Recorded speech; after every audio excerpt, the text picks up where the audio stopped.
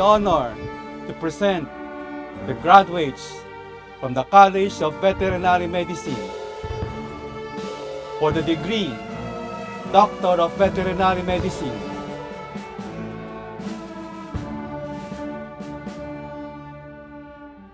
Lian S. Abdon,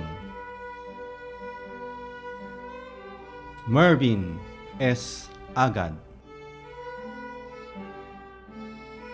Frazen L. Calunya,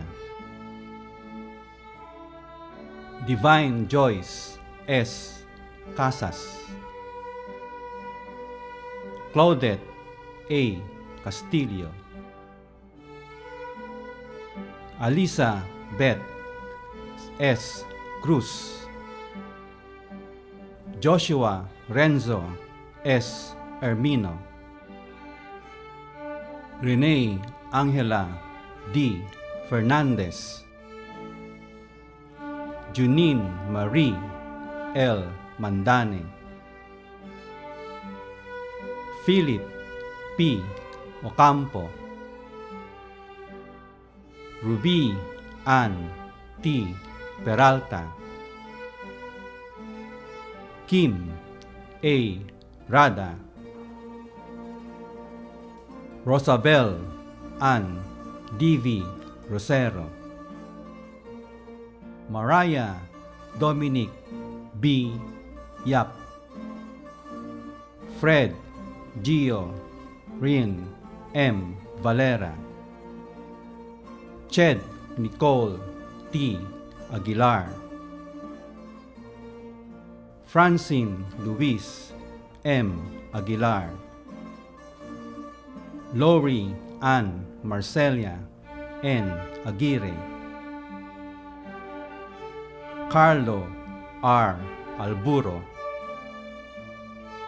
Maria Patricia T. Arellano, Mark Lawrence G. Atienza, Adrian Jacob T. Barcenas, John Paul D.C. Biscoccio, Marvin Dave R. Odegon, Mark Aldrich B. Capistrano, Casey Lynn S.J. Castillo,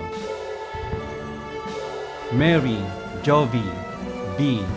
Chavez, Claribel Taflin Marie L. Del Muro, Kim Jesserine V. de la Cruz, Jimwell E. de Matera, Melton Adrian S. de Sales, Casey Joel D. de Talo, Thea Rosel D.G. Dulay, Kyle Harriet L. Edward, Deborah Natalia C. Enriquez, Erica A. Erickson, Gio Tristan J. Esguera, Ian Patrick J. Esguera, Fiona Dale D.H. Gacosta, Candice Marie N. Garcia, Raymond Vincent G. Guevara, Sarah May G. Halothot, Ewin Q. Lahara, Angelica Joy S. Lim, Archie James C. Luz, Sandrel P. Lopez, John Marion S. Gustado, Gabriel E. Maulion. Katja B. Milan. Kanna Mizukami. Mia Shekina L. Mongaya. Takashi Murayama. Akihiro Nishikawa. Alin Karen T. Pagkaliwagan. Gosha G. Parugrug. Jokay B. Pascual. Alisa Claire V. Reyes. Shirley Faye D.G. Sales. Christine N. Samonte. Katharina V. Saurin. Leah Isabella T. Soliman. Johnny Pauline T. Santa Ana. Saki Sugino. Ann Gwyneth R. Teston. Lorenzo Agustin L. Tigzon. Marion Adriel R. Uri. Yuki Yamashita. Chloe Jean P. Dimatulak, cum laude. Alan Christopher C. Palyarca, cum laude.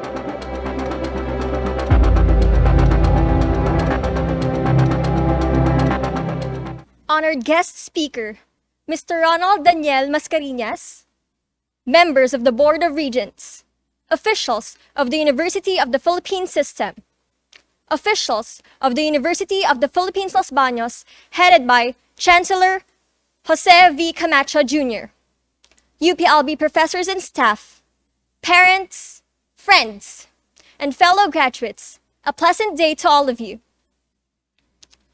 Back in high school, I know that many of us here graduated with flying colors and were very confident of our academic skills. And I know that many of you share the same feeling as I do. Back then, I've always thought that I was good enough. I excelled in class, I was active in the student government, and I was very confident. But everything changed when I went into the university. I met a lot of new people with different backgrounds, different personalities, and different ideals. They were so great, and I even looked up to some of them. And eventually, there came the realization that I wasn't good enough. My confidence went downhill from 100 to 10. But instead of being discouraged, I used this as my inspiration. I am truly honored to be given this opportunity. But to be honest, I feel like someone else may be more deserving to be given the chance to speak. Someone with a much stronger background who can make a much bigger difference. Until I was reminded of what we have always been taught in the College of Development Communication, that we can serve as a medium to amplify the voices of those who cannot be heard, those who are not given the platform to speak. I am speaking now for my fellow graduates, who strive hard to be here today, and the students who are struggling amidst the pandemic to get that long-awaited sublime moment, with the hopes of empowering them by speaking their stories. Before anything else, I want to say congratulations. I am proud of each and every one of you, that despite the difficulties brought by this crisis, you still continue to brave all odds. I'm proud of you, that despite the struggles of the remote learning setup, you still continue to embody honor and excellence. I'm proud of you, that despite the limitations and inconveniences, you still continue to persevere as an scholar ng bayan in the pursuit of serving the people. I am proud of us. But behind all of these achievements and recognitions, we have to shed light to the fact that this remote learning setup is not manageable for everyone. Much has been said about the struggles, not only of the students, but also of the faculty and staff alike, and of every Filipino family who are too concerned to survive to even prioritize providing the equipment needed by their children to attend school. I have heard of students who until this day still lack access to resources for learning. I've had classmates who missed class for weeks as they were struggling to balance work and academics to provide for their needs. I've even known friends who are having a hard time focusing in their studies due to inconducive work environments at home. And with the threat of the setup to continue long after the pandemic ended, we must amplify the need for a safe and accessible return to schools. It has been a year, but our call remains the same. I recognize the efforts and the adjustments made by the university and the professors to accompany our needs. Still, I am with you in advocating for a ligtas na balik eskwela. This call does not only aim to address the prevalent inconveniences of the remote learning setup, but it is also geared towards letting the younger batches experience the LB student life that we came to love and cherish. The fun and adrenaline of running from one building to another to attend class. Arriving late for a quiz because your previous class was in Copeland. Climbing up the long flight of stairs just to visit the UHS. And of course, sharing these moments of struggles and wins with your friends. As graduates, let us stand in solidarity with the students who are still striving to get that sablay. Moving forward, I would like to leave you 3 important reminders as we begin our journey beyond the walls of the university. First, be proactive. There is no doubt that the pandemic has changed the way we live, learn, communicate, and work. It is important to keep in mind that these changing times provide us an opportunity to develop innovative and agile adaptation approaches. We must continuously rethink the ways in how we can better serve the people. Second, be hopeful. Being here today has proven how hard work and determination allowed us to triumph against life's adversities. We all face different challenges that will test our zeal and resilience. We will encounter failures, but we must not be defeated. Instead, we can use these defeats as our anchors to persevere. And finally, be kind, not only in deed, but also in words. Words are the most powerful force available to humanity. We can choose to use this force positively with words of encouragement, or destructively using words of hopelessness. All of us has been through a lot, and some of us may be still going through a difficult time. Always speak and act in kindness, as we may never know how our actions and words would impact others. May we all carry these reminders as we fulfill our commitment to serving the Filipino nation and humanity with compassion and integrity. Fellow graduates, more than our acts of service inside a university, I hope that we can push forth this shared responsibility of empowering others towards a progressive and self-sufficient society. I enjoin you, UPLB graduates of 2021, to become the new torch-bearers as we brave across this pandemic. Once again, congratulations! Padayon mga kapwa ko scholar, lagit lagi para sa bayan.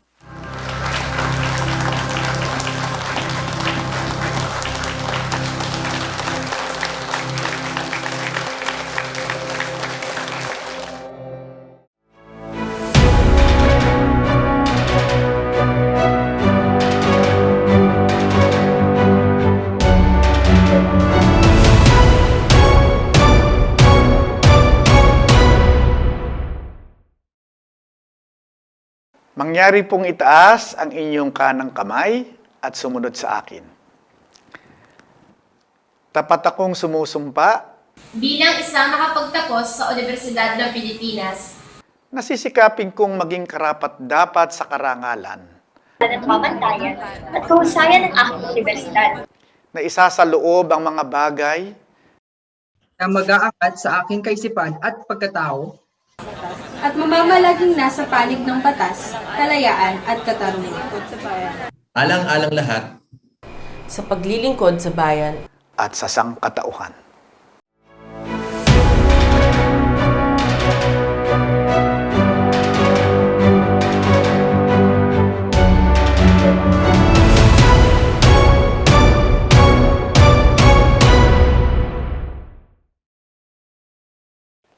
Itaas natin ang kanang kamay at sumunod sa akin. Taos puso akong nanunumpa Na isa sa kutuparan ko ng buong husay at katapatan at walang pag-iimbot ang mga tungkuling nakaatang sa akin. Bilang kasapi ng samahan ng mga nagtapos ng Universidad ng Pilipinas. Ipagtatanggol ko at ipaglalaban ang patakaran ng universidad na aking pinagtapusan. Ang Universidad ng Pilipinas. At ipapangako kong magiging matapat na nagtapos sa universidad na ito Sa lahat ng pagkakataon. Kaya tulungan nawa ako ng Diyos.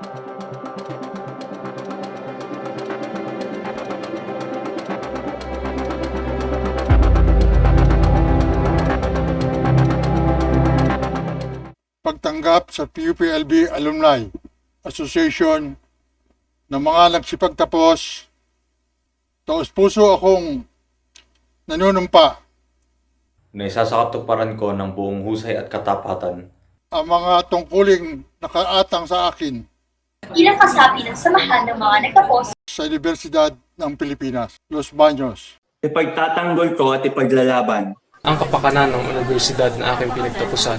At ipapangako kong magiging matapat na kasapi ng samahang ito. Sa lahat ng pagkakataon, Kaya tulungan ako ng Diyos.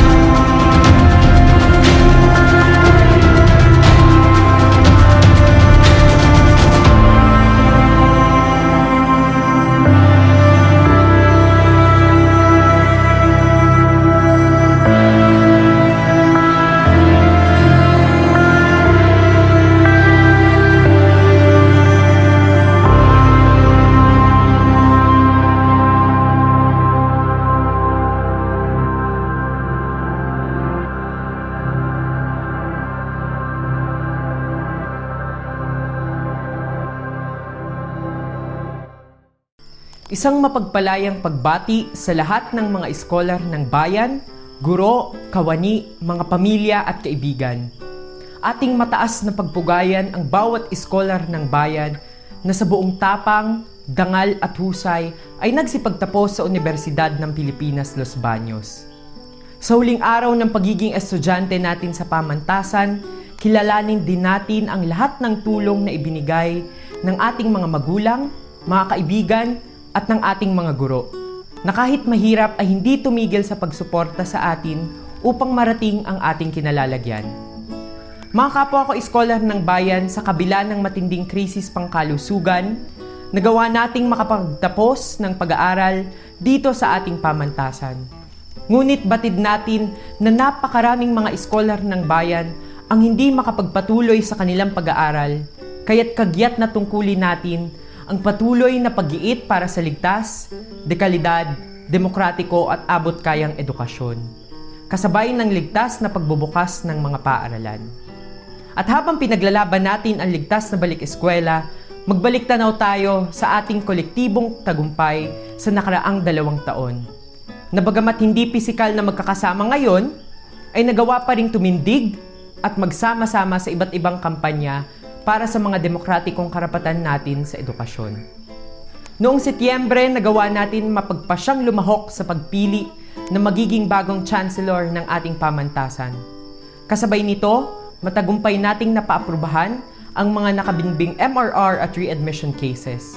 At muli na makakabalik sa pag-aaral ang mga kapwa natin iskolar. Nariyan rin ang pagsasaapruba sa Student-Crafted Organization Registration Guidelines, kasabay ng pagpapabasura sa freshman recruitment ban na siyang magpapalawig sa ating kalayaan na mag-organisa. Iilan lamang ito sa mga tagumpay na ibinunga ng ating kolektibo at militanteng aksyon. Hinahamon tayo ngayon ng panahon na tuloy-tuloy na kumilos at magpakilos upang maprotektahan ang karapatan at kapakanan ng mga iskolar ng bayan at mga mamamayang Pilipino. Inaasahan pa rin ang patuloy nating pagkilos dahil nariyan pa rin ang mga marahas na atake sa ating demokratikong karapatan na mag-organisa at magpahayag. Nitong Enero lamang, pinawalang bisa ng Department of National Defense ang UPDND Accords na siyang nagpoprotekta sa pamantasan laban sa paniniktik, pangharas at iba pang pamamaraan ng paglabag sa karapatang pantao mula sa mga puwersa ng pamahalaan. Nilalagay nito sa peligro ang buhay at kaligtasan ng libo-libong mga mag-aaral, guro at kawani ng pamantasan. Bagamat mayroong signifikanteng pag-abante sa ating kampanya nang maipasa sa UPLB University Committee ang Safe Haven Resolution, hindi makakaila na sa labas ng ating pamantasan, sunod-sunod ang pamamaslang at pagsampa ng gawa-gawang mga kaso laban sa mga mamamayan ng Timog Katagalugan. Hindi natin makakalimutan ang mga martir na mga biktima ng Bloody Sunday killings. Huwag na huwag rin natin kalilimutan na dahil sa kawalan ng maayos na tugon sa pandemya, nananatili ang banta ng COVID-19 at lugmok sa hirap, gutom at sakit ang napakaraming Pilipino. Mga kapwa ko magsisipagtapos at sa lahat ng nakikinig, sa darating na pambansang halalan sa susunod na taon ay huwag tayong papayag na mahalal muli sa pwesto ang mga taong gutom sa kapangyarihan, mga komprador ng pandayuhang interes at mga magnanakaw na araw-araw winawasak ang buhay ng napakaraming Pilipino. At sa mga panahong nagsimula ng angkinin muli ng mga mamamayan ang lansangan, patuloy tayong titindig upang isulong ang pambansa, siyentipiko at makamasang edukasyon para sa nakararami. Gawin nating inspirasyon ang inialay na buhay nila Rona Jane Manalo, Carlo Alberto, Mark Velasco, Ian Maderazo, Rizalina Ilagan, Jessica Sales at iba pang bayani ng sambayanan. Mga iskolar ng bayan, tumungo sa kanayunan, paglingkuran ang sambayanan. Iskolar ng bayan! Ngayon ay lumalaban! Ngayon ay lumalaban! Iskolar ng bayan! Na malayang bukas ay tiyak na matutupad. Sa aking pag-alis, di kayo mawawalan. Libong anak ay lagi na magdaraan.